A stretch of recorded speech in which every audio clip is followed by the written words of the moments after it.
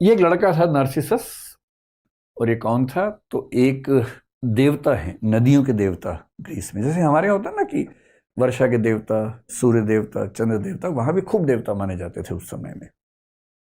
तो जो नदियों के देवता थे, सिफिसस बोलते थे उनको। और साथ में एक अप्सरा थी। अप्सरा शब्द यहाँ भी खूब चलता है ना, हमारे यहाँ मेनका को अप्सरा माना गया। और कौन अप्सराएं हैं? उर्वशी है, रंभा है ना। अप्सराओं की कहानी यहाँ भी है, वहां भी होती है अप्सरा की कहानी। निम्फ बोलते हैं, NYMPH। निम्फ का मतलब होता है अप्सरा ग्रीक लिटरेचर में। तो एक अप्सरा थी वहां जिसका नाम था लिरियोपे। तो लिरियोपे नाम की अप्सरा और सिफिसस नाम के नदी देवता का जो पुत्र था उसका नाम था नार्सिसस। में एन लिख देता हूं। अब अप्सरा का बेटा है, देवता का बेटा है, तो स्मार्ट सुंदर तो होगा ही होगा। बहुत ही सुंदर था। हमें अक्सर गलतफहमी ये होती है कि अपनी सुंदरता की वजह हम हैं, जबकि हम होते नहीं उसकी वजह। तुक्के से मिली होती है वो, तो है ना। तो इस बेचारे को ये नहीं पता था जो आपको पता है कि तुक्का है। इतना सुंदर था कि इस पे वो गाना सूट करता है, मैं इतना सुंदर हूं, मैं क्या करूं क्या करूं। सच में सूट करता है। इतना सुंदर था कि जो इसको देखता था पागल हो जाता था। इतना सुंदर। पर जितना सुंदर था उतना घमंडी भी था, घोर अहंकारी। अब कई लड़कियां इसको प्रपोज करती थी। भाई अगर कोई आपको प्रपोज करे, मान लीजिए, और आपको नहीं पसंद करते हैं, तो कायदे से, विनम्रता से, डिसेंसी के साथ मना कर सकते हैं। सबसे अच्छा तरीका आप ये कहें कि मैं माफ़ी चाहता हूँ, मैं पहले से कहीं जबान दे चुका हूँ, वायदा कर चुका हूँ। बेशक ना दियो, कम से कम उसका अपमान तो नहीं होगा। सम्मान के साथ मना कर दीजिए। पर कुछ लोगों से मज़ा नहीं आता, उनको मज़ा आता है नीचा दिखाने में। कोई आपके पास आके बोले कि आप मुझे अच्छे लगते हैं, आप बोले तू शीशा देखा है कभी? अरे भाई अपनी औकात में रह के सपने देखा कर। अजीब हाल है, भिखारी कहीं का। तो अब ये क्या तरीका हुआ मना करने का? अरे मना ही करना है तो कायदे से मना कीजिए ना।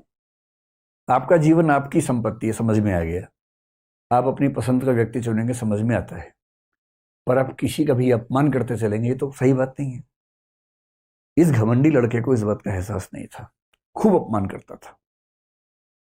किसी लड़की ने आके बोला, उसको इतना नीचा दिखाता था कि तू अपना मुंह देख, कैसी है तू, ये है वो है। पर लड़कियां बेचारी उसके बाद जीना भूल जाती थी कि इतना अपमान कर दिया है, विष का घूंट पीती थी। अच्छा, एक कहानी पढ़ के लगता है कि उस समय के ग्रीक समाज में शायद होमोसेक्सुअल रिलेशनशिप्स को लेकर भी बहुत तनाव नहीं था। क्योंकि कहानी में ये भी आता है कि एक लड़का भी इस पे दीवाना हो गया था। वो लड़का बोला कि तलवार, मतलब वो आया उसके पास कि मैं आपके लिए जान दे सकता हूँ, मैं कुछ भी कर सकता हूँ, मैं चाहता हूँ आपके साथ जीना। तो उसने कहा जान दे सकता है तो जान दे दे।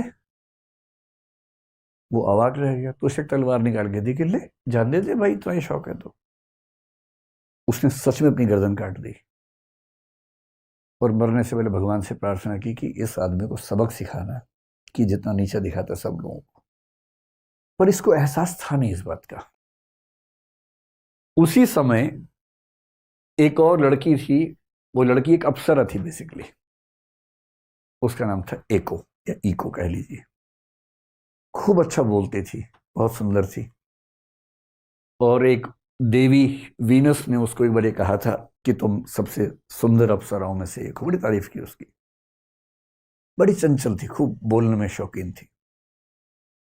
एक बार इसने क्या किया कि देवताओं के एक देवता वहां बृहस्पति नाम के, जुपिटर जिनको हम बोलते हैं, जुपिटर के साथ एक खेल कर दिया।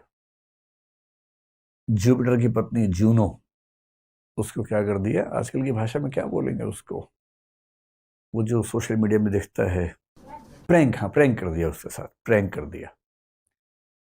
तो जूनो को गलत फहमी पैदा कर दी कि उसका पति बाजार गया हुआ है, जबकि वो गया नहीं हुआ था। और जूनो गुस्से वाली थी, चिढ़ गई कि तू मेरे साथ प्रैंक करेगी, मैं तुझे श्राप देती हूं। तो श्राप यहां नहीं होता, वहां भी होता था श्राप, हर जगह होता है। मैं तुझे श्राप देती हूँ। श्राप क्या दिया? दो श्राप दे दिए। पहला, तू अपनी ओर से कोई भी वाक्य बोल ही नहीं पाएगी। और दूसरा, अगर किसी और ने कोई वाक्य बोला होगा तो तू केवल उस वाक्य के अंतिम कुछ शब्दों को ही दोहरा पाएगी। इको ऐसे ही होती है ना। तो पूरा इको की कहानी बना दी है। अब तू अपनी ओर से कोई नया वाक्य नहीं बोल सकती, और जो वाक्य बोला गया है उसके अंत के कुछ शब्दों को दोहरा सकती है। इतना ही बोलने का अधिकार तेरे पास है। उसके बाद से बेचारे सोचिए, इतनी सुंदर योग्य युवती थी और बेचारी बोल नहीं पाती है। खैर, जिंदगी जी रही थी किसी तरह से। एक दिन नार्सिसस अपने दोस्तों के साथ शिकार खेलता हुआ जंगल में गया, और जब जंगल में गया तो बाई चांस ऐसा हुआ कि अलग हो गया, इसके दोस्त कहीं चले गए, गुम हो गया। अब ये अकेला घूम रहे जंगल में, वहीं ईको घूम रही थी। उसने इसको देखा, वो भी दीवानी हो गई इसकी, मतलब पागल हो गई एकदम। इतना सुंदर था ये, वो भी अप्सरा है, कम नहीं है, ये तो अप्सरा का पुत्र है, देवता का पुत्र है। अब वो दीवानी बन बन के पीछे घूम रही है, सामने नहीं आ रही है भी। अच्छा, इसको एहसास हो रहा कोई है आसपास, पेड़ों की आवाज से, पत्तों की आवाज से। तो उसने कहा कौन है, उसने क्या कहा कौन है, क्योंकि बोल ही नहीं सकती। इसको लगा अजीब पहेली कोई खेल रहा है मेरे साथ। फिर इसने कहा सामने आओ, उसने कहा सामने आओ। तब इसने कहा भाई इतना छुपने की क्या जरूरत है, हमें एक दूसरे से बात करनी चाहिए। तो उसका जवाब आया बात करनी चाहिए। फिर थोड़ी देर के बाद वो सामने आ गई, और वो प्रेम में ऐसी दीवानी थी कि सीधे फिल्मी अंदाज से दौड़ी उसके पास गई गले मिलने के लिए। ऐसी दीवानी हो गई थी, क्योंकि उस वक्त लग रहा था कि बात बढ़िया चल रही है। उस उम्मीद में भाग गई, और जैसी पास आई तो उसने यूं कहा रुको, दूर हो, ठीक ठीक। फिर बोला कि इससे पहले मैं मर जाना पसंद करूंगा, बजाय ये कि तुम मेरे शरीर का आनंद लो।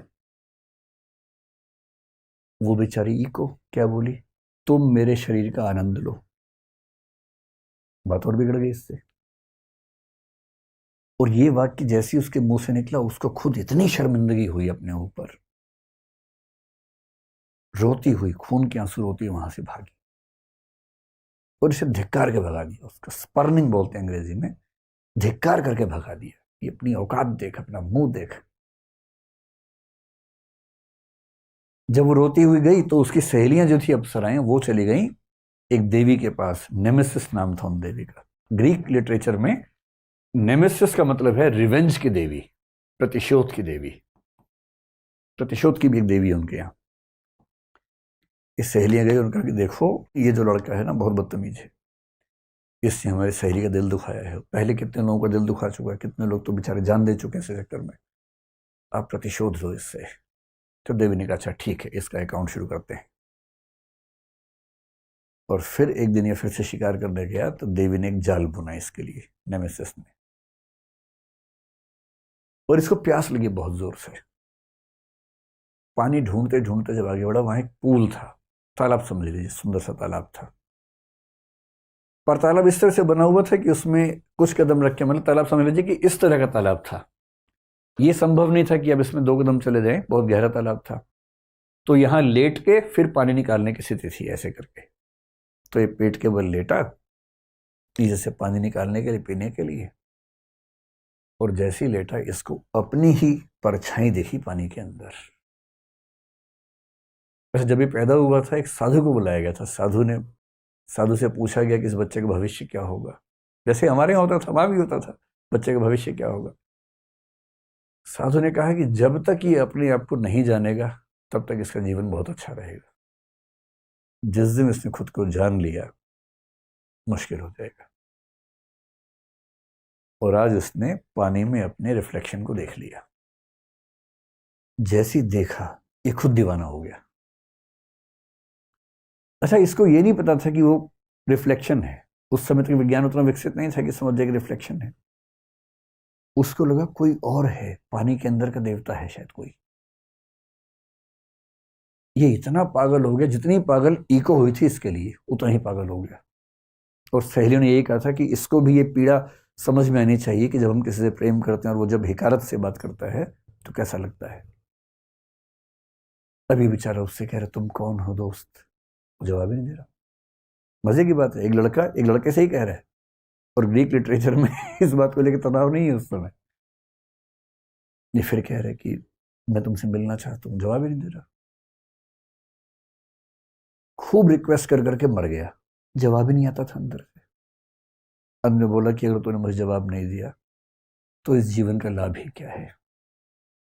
और पीछे पेड़ के पीछे खड़ी होकर सुन रही इको, उसको खुशी हो रही है कि आज इसको समझ में आई बात। और अंत में इसने तय किया कि अगर मैं इसके साथ जीवन नहीं गुजार सकता हूं तो ये जीवन बेकार है, और उसने अपने जीवन को समाप्त कर लिया। और अंतिम वाक्य क्या बोला? अलविदा, फेयरवेल।